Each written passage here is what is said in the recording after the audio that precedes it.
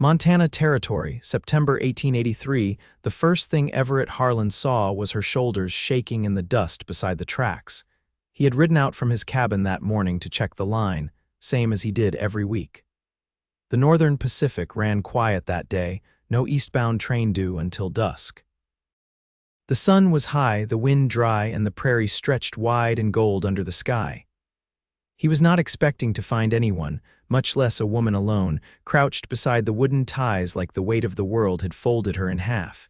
He drew his horse to a slow stop. She did not look up. Everett dismounted, his boots crunching the gravel. "Ma'am," he said, voice low but steady, "you all right?" The woman flinched, then turned her face toward him. Her eyes were red. Dust streaked her cheeks. There was a suitcase beside her, snapped shut but scuffed like it had been thrown. She looked maybe 20, maybe a little older, and all the way lost. "No," she said, voice cracking. "No, I am not." Everett didn't move closer. "You hurt?" She shook her head. "Just left." He waited. She did not offer more. Everett glanced down the track. No sign of a train. No sign of anyone else. "You waiting on someone?" Her mouth trembled. "They are not coming back." He crouched then, not too close, but enough so she could see his face clear. "My name is Everett Harlan. I live about 3 miles that way, got a cabin, a fire going. I can make you something hot." "You do not have to stay out here." She looked at him for a long second, then another. Finally, she nodded. He offered his hand. Her fingers were cold when she placed them in his. Her name was Eliza Zimmerman. She did not speak much on the ride back. She sat behind him on the horse, holding on just tight enough not to fall. Her hands trembled. Her dress was torn at the hem, the edge sewn in careful stitches, the kind done in dim light by someone used to mending what the world broke. Everett helped her down at the cabin. It was small but clean. A wooden porch, a stone chimney, a single room with a bed in the corner and a table near the window. He gave her a blanket, then built the fire higher. "I can make cornbread," he said, "and beans. There's coffee if you want it." She blinked at him. "That sounds good." He moved carefully, giving her space.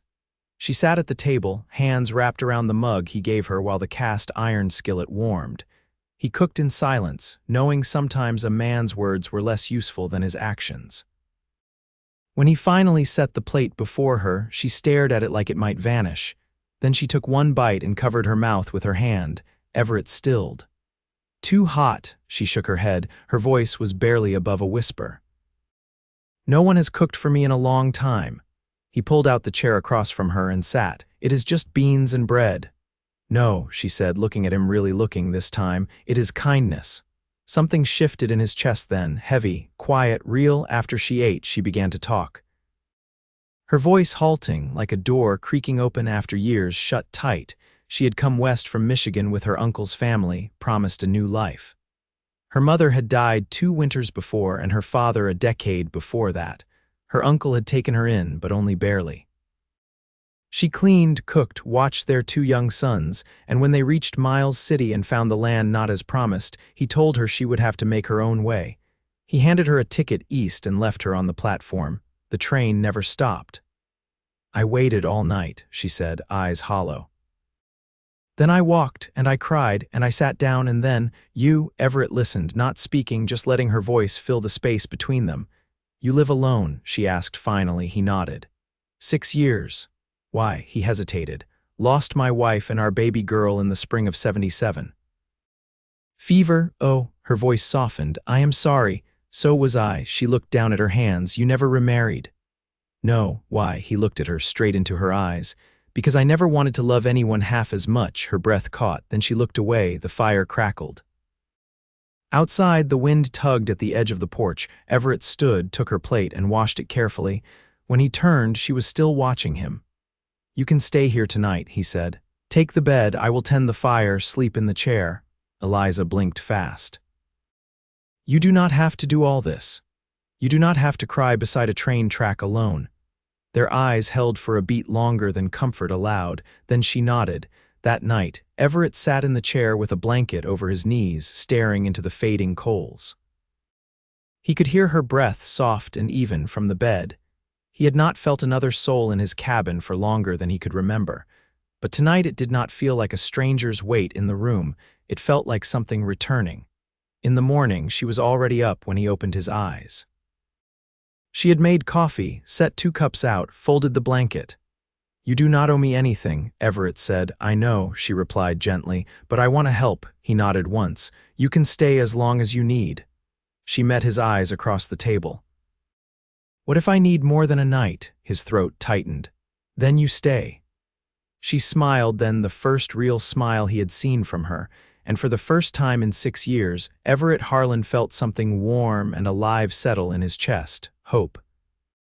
The wind had shifted by mid-morning, carrying the faint scent of distant rain. Everett watched the sky from the porch, his hat tipped low against the glare, while Eliza hung his washed shirt across the line stretched between 2 cottonwood poles. She moved with quiet purpose, her sleeves rolled to the elbow, her hair pinned up in a way that kept the strands from her face but let the sun catch at the copper of it.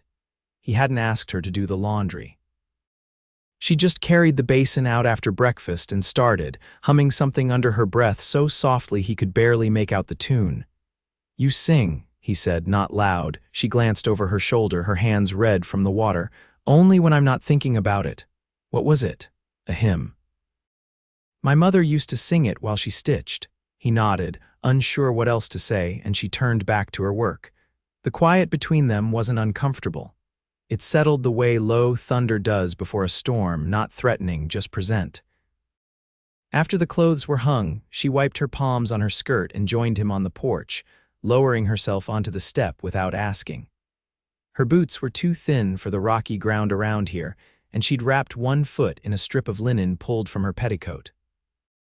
"You'll ruin your soles out here," he said, eyes on the worn leather. "I don't have others. I've got a pair of my sister's old boots in the trunk inside. She left them when she moved down to Miles City. Might fit you." "I'd like that," she said, then looked down at her hands. "You don't talk much, do you?" "No," he said. "Never saw much sense in filling the air if there wasn't something worth saying." She smiled, but it didn't feel like the one from the night before. This one was small, half tucked away. "I used to talk too much. My uncle said it made me tiresome." He studied her face, the way her mouth tightened when she said it. He was wrong. She didn't reply, but she didn't look away either. The clouds thickened toward noon, and Everett gathered the shirts before the rain ruined them. Eliza followed him inside, arms full of linens, and he noticed how she paused at the threshold just for a breath before crossing back over it. "Do you have books?" she asked, setting the sheets across the back of the chair. "Not many. Just the Bible and a few from my father's time." "May I read one?" He opened the small cabinet near the hearth. "Take your pick." She ran her fingers along the spines of the few worn volumes, pulling one free without hesitation. "Pilgrim's Progress," she said softly. "My mother used to read this to me. She said it taught a girl how to keep walking when the road turned cruel." He poured her a cup of water from the earthen jug while she settled by the window with the book in her lap. She didn't open it right away. She just sat there, her back straight, eyes turned toward the prairie beyond the glass.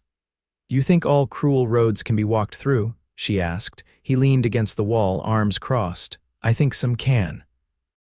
Others you wait beside until someone passes and offers you a hand." She turned a page without looking down. "And if no one comes, that's the worst kind," he said. "That's the kind that breaks people." She looked at him then, and there was something in her eyes he hadn't seen before. Not fear, not sadness, something quieter, something like recognition. "I never thought anyone would stop for me." "I didn't know I was looking for anyone," he said, voice low. The rain began softly, tapping against the roof.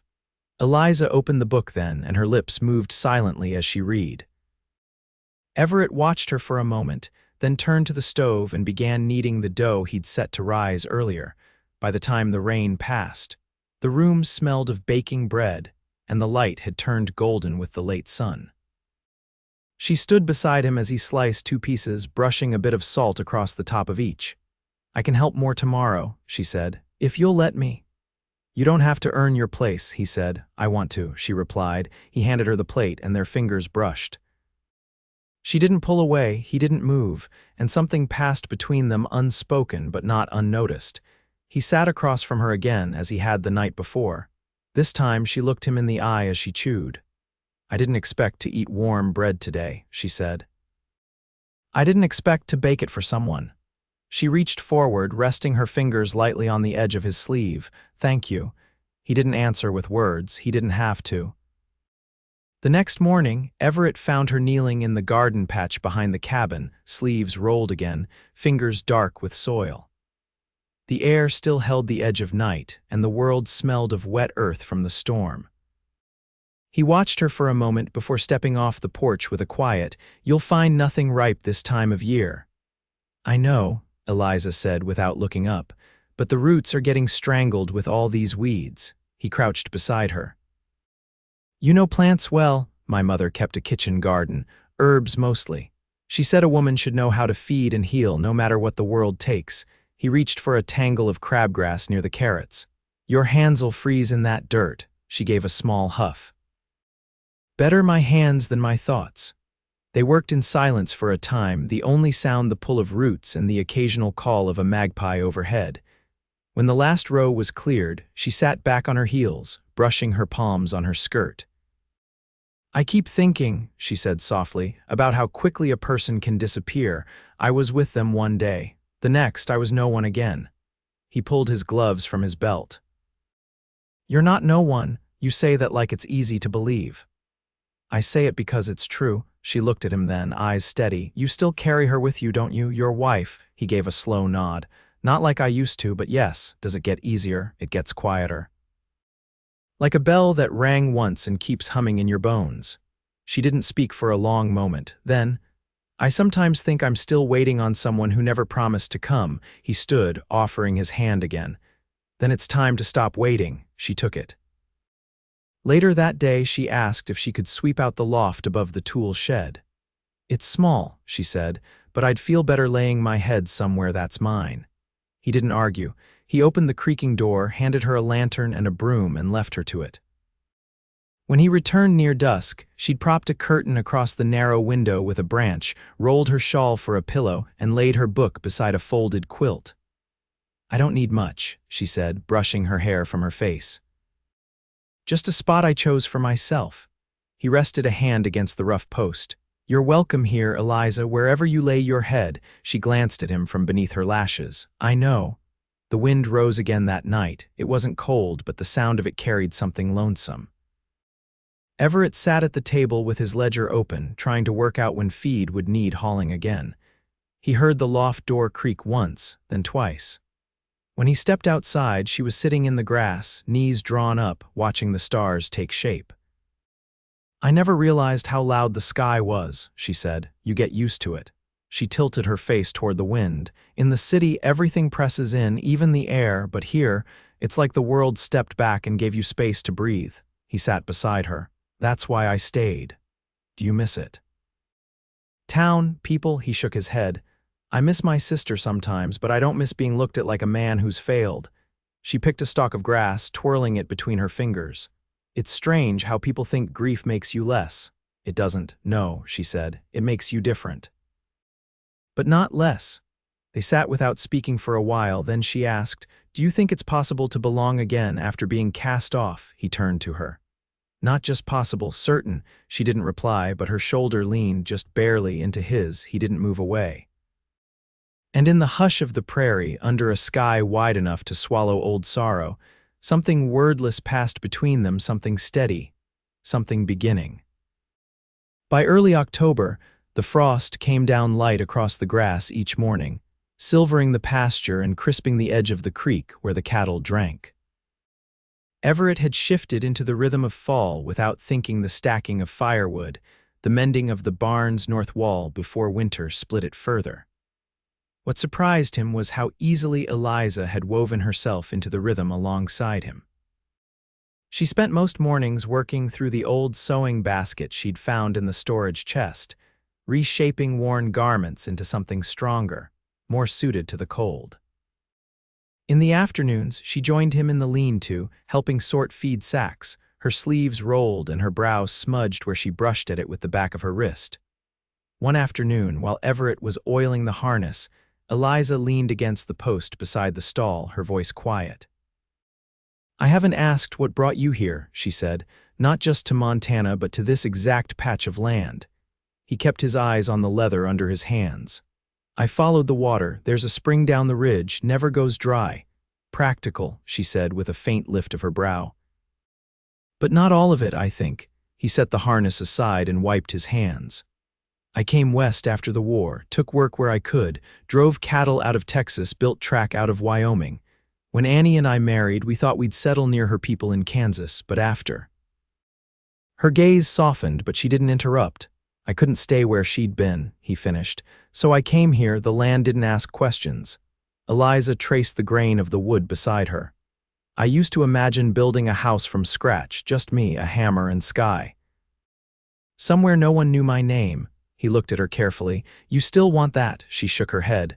I want something real, doesn't have to be mine alone. That evening, she brought in dry branches for the hearth and stayed close while he cooked. Her hands moved without hesitation now, reaching for the tin of salt without asking, stirring the pot while he sliced the squash. After supper, she leaned back in the chair beside the wood stove, her feet tucked beneath her. You said your sister lives in Miles City, she said. Do you write to her? He nodded. Couple times a year. She's got 4 children now. Her husband runs a general store. You ever think about visiting? Sometimes, he said, but I've never been much for town. She understands. I wouldn't mind seeing it someday, Eliza said, her voice almost dreamy. Not to stay, just to walk through a place and not be seen as someone's burden.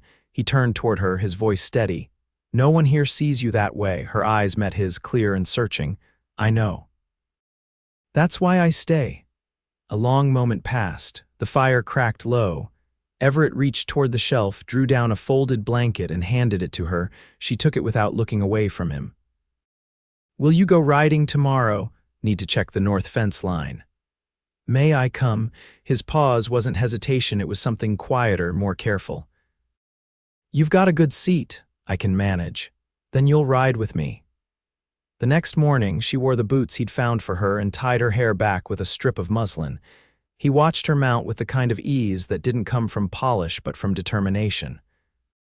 They rode side by side, not speaking much, the only sounds the creak of leather and the steady rhythm of hooves. The land opened wide ahead of them, golden and bare, and the air carried the scent of sage and the sharp promise of snow not far off. When they reached the ridge, Everett dismounted and crouched near the fence post, checking the wire. Eliza stood beside him, arms folded against the wind.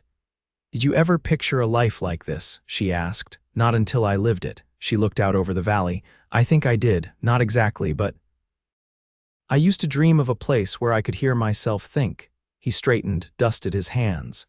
And now that you can, she turned to him, her expression bare and unguarded. Now I think I want to be heard. He didn't answer right away, just watched her, the wind catching the edge of her sleeve. You are, he said. She stepped closer, only inches between them now. I see you too, she said. Everett's hand found hers, calloused palm to calloused fingers. She didn't flinch, neither did he. And in that still place above the valley, with the fence holding steady behind them, something quiet and unshakable passed between their joined hands. Not a promise spoken aloud, but something truer than words. By mid-October, the hills turned to rust and ochre, and the air held a bite that lingered all through the morning. Everett had begun sleeping with an extra quilt, though he never said so aloud. Eliza had taken to warming stones on the stove and tucking them beneath the blanket in the loft before bed. They'd fallen into a rhythm that didn't need explaining, would split before dawn. Bread baked in the late afternoon, and the horses brushed down together in the quiet before dark. One evening, as Everett was oiling hinges on the door to the lean-to, Eliza stepped out from the cabin with a folded piece of paper in her hand. Her face was unreadable, her fingers curled tight around the edges. I found this in the bottom of my suitcase, she said. It's from my mother. I didn't remember packing it. He straightened, wiping his hands on his trouser leg. You want to read it? I already did. She stood still for a long moment, then walked to the edge of the porch and sat, the hem of her skirt brushing the cold wood. She wrote it before she passed, she said. I must have tucked it in with my linen and forgotten. It's not long, just her telling me she hoped I'd find something softer than what she had. that I wouldn't settle for being tolerated.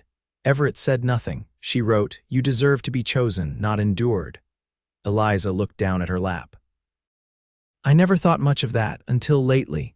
He came to sit beside her, careful not to crowd. The evening light caught the edge of her profile, all angles and quiet grace.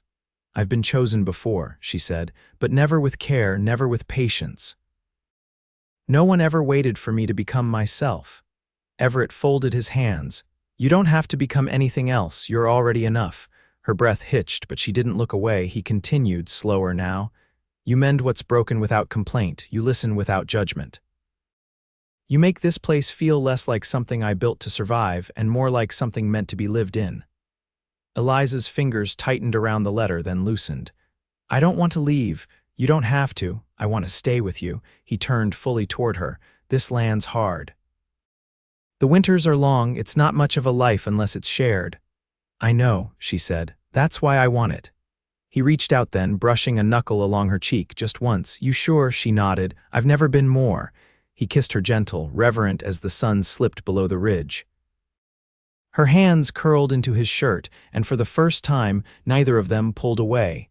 They spent the next weeks preparing in tandem. Eliza stitched heavier curtains from burlap sacks Everett had stored in the barn. He built a second cupboard to hold the dishes she'd begun collecting from the trading post one at a time, trading eggs and mended shirts for each. They cleared the loft of her bedding, folded it neatly, and stored it in the chest. On the first morning of snow, she stood in the doorway with her arms folded, watching it fall in slow spirals down the hillside. "Looks like it'll stick," he said, setting the kettle over the flames. She didn't tear her gaze from the window. "I always hated winters, too much stillness." It made the silence feel like punishment. And now, her eyes found his, now it feels like a kind of peace. He came up behind her, resting a hand at her waist. "It will never be loud here, not in the way cities are, but it won't be empty either." "I don't want loud," she said. "I want this." They were married 2 days after the snow stopped falling. No preacher came. No papers were signed. But Everett rode to the neighbor's ranch and asked Ruth and Thomas Langley to witness, and Eliza wore a dress she'd refit from an old one left in the trunk. They stood beneath the cottonwood near the well, and Everett said, "I choose you without condition," and Eliza said, "I choose you with all I am," and Ruth nodded with tears in her eyes.